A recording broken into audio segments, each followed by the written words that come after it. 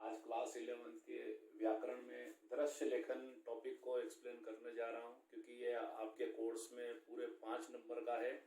और उसका लेखन जो अभी तक हम लोगों ने 9th क्लास में या 10th क्लास में जो लिखा था, किसी दृश्य को देख करके उसके बारे में कुछ शब्दों में वर्णन करने का, उससे थोड़ा सा ये डिफरेंट है।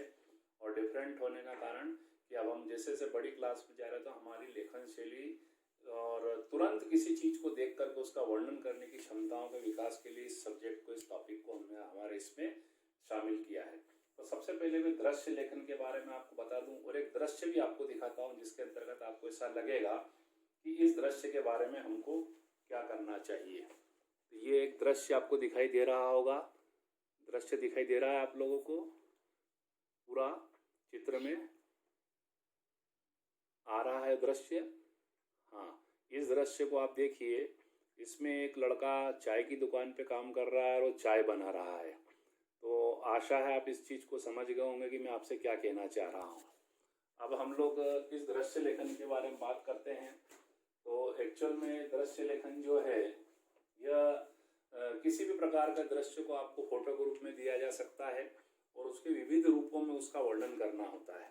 केवल बच्चा चाय बना रहा है या चाय के होटल पे काम कर रहा है नहीं, उसके बारे में भी अपने को लिखना है कि यह एक बाल श्रमिक है जो कि प्रतिबंधित श्रेणी में आता है। उसके बाद में बच्चे से बाल श्रम हो रहा है और इतनी छोटी उम्र में जो कि उसके पढ़ने लिखने की उम्र, उसके बारे में हमको लेख में लिखना है। तो सबसे पहले ये दृश्य लेखन के बारे में ध्यान रखने योग्य बातें जो हैं, तो हम सबसे पहले लेखन के शब्द सीमा की बात कर लें।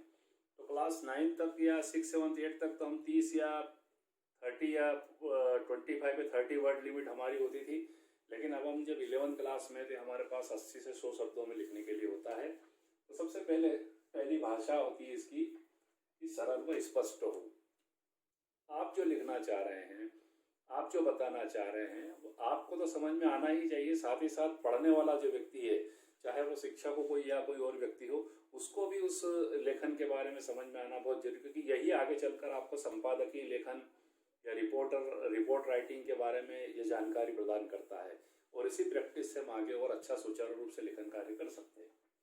शब्दों पर लेखन का अधिकार हो, जिस चीज के बारे में हम लिख रहे हों उससे संबंधित शब्दों का ही सरल भाषा में और स्पष्ट भाषा में प्रयोग होना चाहिए।